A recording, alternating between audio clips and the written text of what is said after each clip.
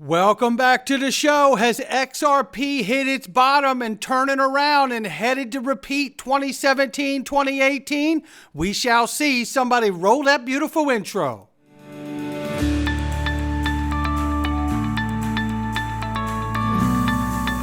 Digital Perspectives with Brad Kimes. Come on in.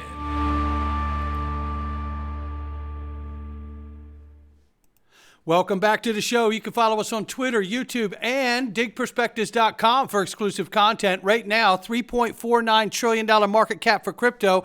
The market is up 1.7%. Right now, Bitcoin 95,700 plus, Ethereum 3,400 plus, Tether market cap 137.8 billion and steady dropping here over the last week or so. It was 142.43 billion, now 137. Is this because of the non-compliant status that Tether has found itself in the European Union? We yet don't know the true effects, but this could be the start of it. Number 4 right here, XRP $2.13. It's up 5% on the number 4 spot in the 24-hour. We're still off 7.7 on the 7-day. But one has to wonder when you see the charts today if we've hit that turnaround spot. Look here, ranging between $1.99. Did you catch the dip? Because I didn't. Now, I bought the dip, but I didn't catch the bottom of the dip. I would have loved to caught that $1.99, and I know somebody out here did, and I'm proud of you for doing it. Ranging between that and 214, you could see that XRP is at the top of the range. It has woken up this morning. We will have to see if this is a more sideways capitulation or if we're really turning around and making the run. Right here, we know that XRP Las Vegas, May 30th, May 31st, 2025, is going to be record-breaking numbers in attendance. 2,000 people. We have already sold the number of tickets that we sold all of last year.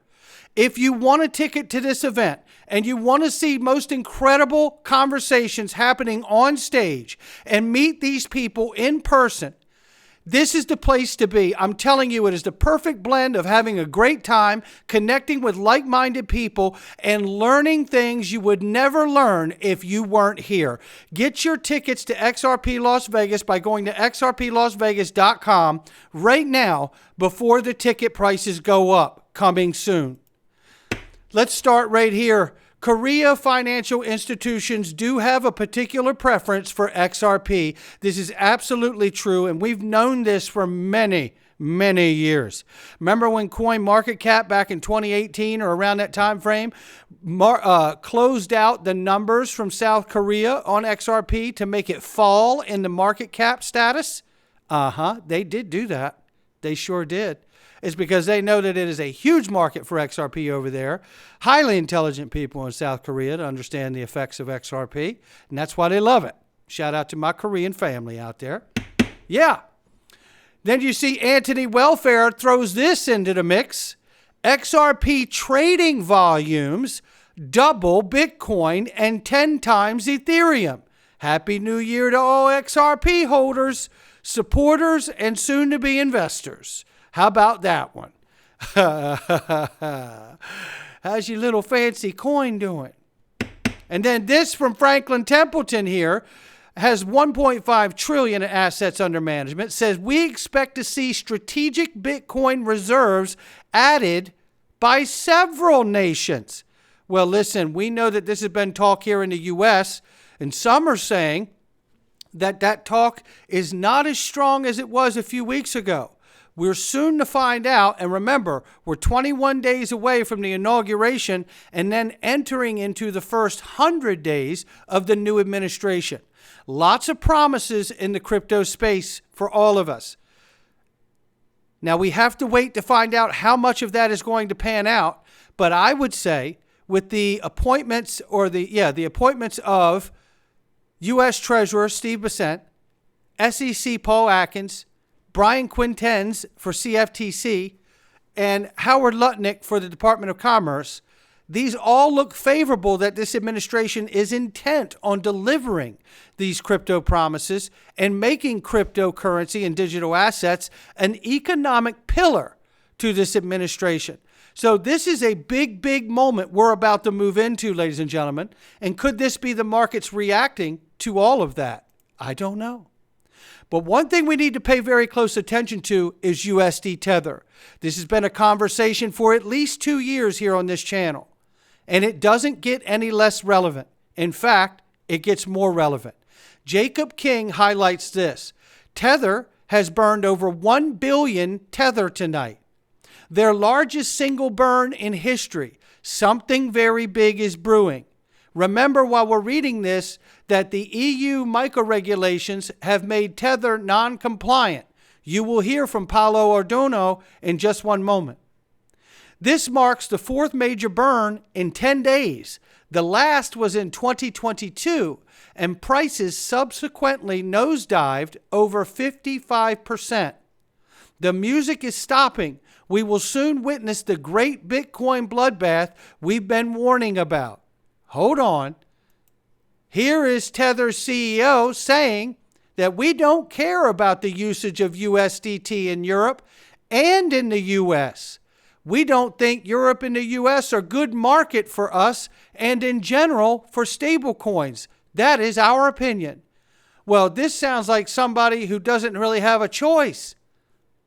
Who would choose to say that our product, a digital dollar, which, by the way, we do not have permission from the U.S. Treasury or the Federal Reserve to sell, and we have been for more than a decade, he feels, the CEO of Tether feels that the largest economies of the world, the EU and the U.S., are not good markets for USD Tether. Well, it's a good thing you feel that way. We don't care about the usage of USDT in Europe and the US. We don't think Europe and US are a good market for us and in general for stablecoins. That is our own opinion.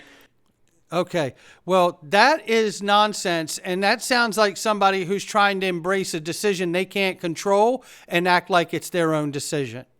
You figure that out for what you think it is.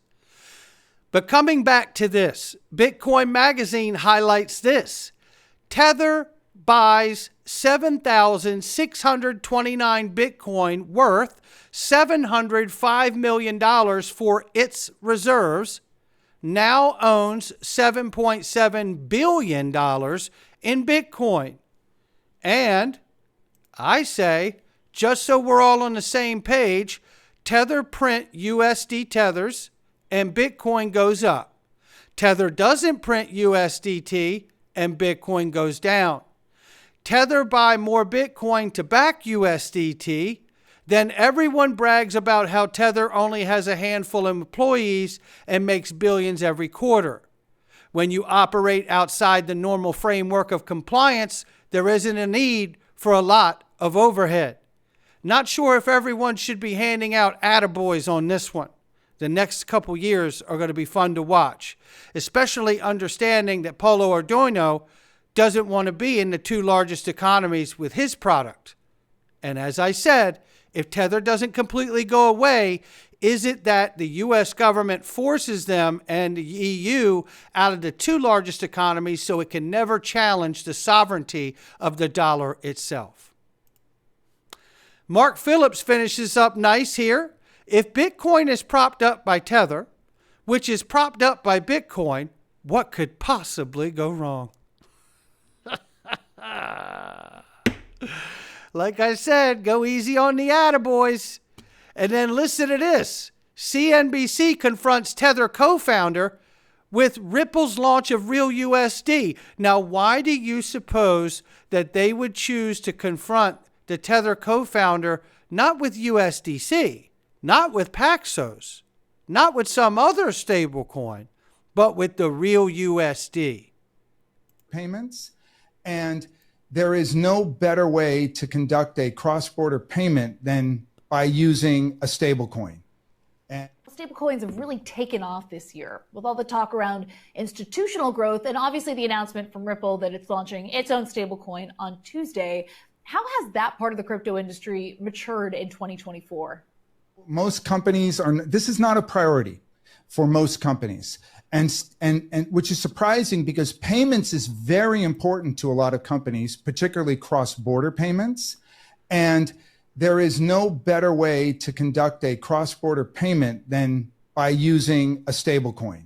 And I was letting that play twice so you could contrast that with the clip that I just had from Paulo Arduino, who says, well, not if you're in the US or the EU. He thinks stablecoin Tether is horrible for that. So what do you make of that? Well, I hope you're getting out of this what I am. You remember this part? That should give us immense optimism. Yes. About what's coming. Remember this? Do I think there's going to be another black swan? Of course, 100%. I just don't know exactly what it is.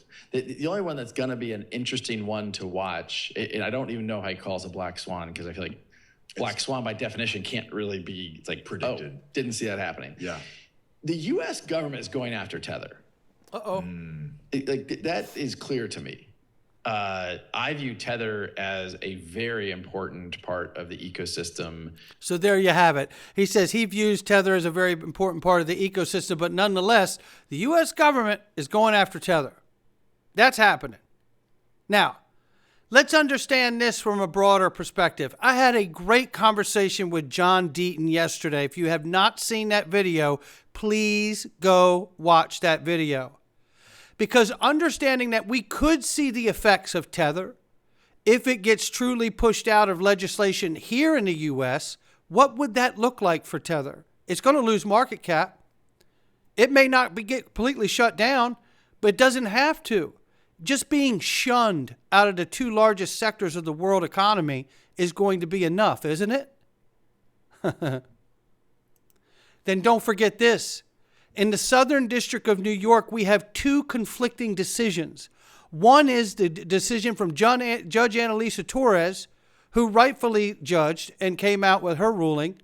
XRP in and of itself is not a security.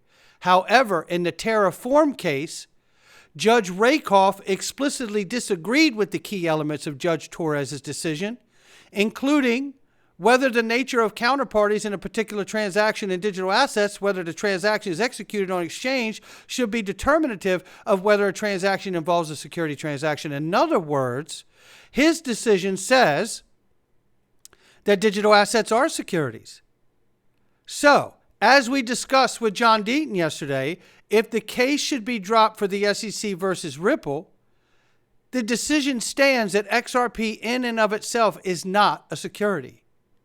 But that doesn't change the ruling from Judge Rakoff, which would not include XRP. It would include every other asset in the space. So then you have to wonder, are we going to see an outcome like this? Doesn't have to be crypto. It can be anything in life. But give me a couple good sound bites. Go crypto. Craig DeWitt, formerly of Ripple, said it best. So is life, man. Those are the same. If we see the SEC case drop against Ripple and the Judge Rakoff case remains, you could see an outcome like this. Same thing for me. Here's my hot take. Hit me. SEC gets their ass kicked in the Ripple case. Absolutely get their ass kicked in the Ripple case. But the ruling comes out in such a way that XRP is alone cleared as a non-security in the United States. Meaning that with all the other stuff that the SEC is pulling, suing exchanges, suing other coins, are going to sue some big ones as well, that only BTC and XRP have legal clarity in the United States for a 2-year period. Just taking some show notes on that one. There you go. And I tell you, I think old Craig's been right over top of the target for quite a while. Because that, in fact, with the Judge Rakoff case, and if the SEC versus Ripple case is simply dismissed or dropped, that's exactly the outcome we're going to have until legislation is passed. Now add this to the mix. If President Trump follows through that U.S. cryptos are no capital gains tax, which makes sense for XRP because it's used for payments. You wouldn't want people paying cap gains on payments. That's why I know it's money. But if Bitcoin doesn't reveal the ruse of hiding up who the 4 Satoshis are, when we know, in fact, the Department of Homeland Security knows exactly who they are, and they continue to act like and pretend that they don't know where Bitcoin came from, then Bitcoin's not going to be cap gains free because we don't know where it came from. XRP Bollinger Band squeeze again Expert says XRP most promising setup could take us to 11 bucks right here. If you look at the Bollinger Bands, you come into this. Martinez pointed this out here. You could see everything getting tighter, but this is Ali's chart. But nonetheless, the Bollinger Bands squeezing, we know what that means. When they got tight the last 2 times, we saw an explosive breakout for XRP. Crypto Insight UK says nothing has changed at all with his predictions and thoughts on XRP. In fact, XRP looks amazing. He says we are just ranging after having a 465% move upwards. The oscillators have cooled off. We are just awaiting the next leg to the upside. And that could have started in the last hour here. We don't know. But I tell you, I do believe it's coming, and it's not financial advice. But another 465% gain for us? Let me tell you something right quick, because you'll love this. 465% gain, and I took it from $2.09, but we're at $2.13. So let me do the math on that for everyone. That would give us a $9.90 XRP should we see the same gain that we saw in the last month. Not financial advice from me or anyone else. It's just my digital perspectives. I'll catch all of you on the next one. Happy New Year to all of us. I truly believe 2025 is going to be a great year for all of us in this space. I'll catch you on the next one.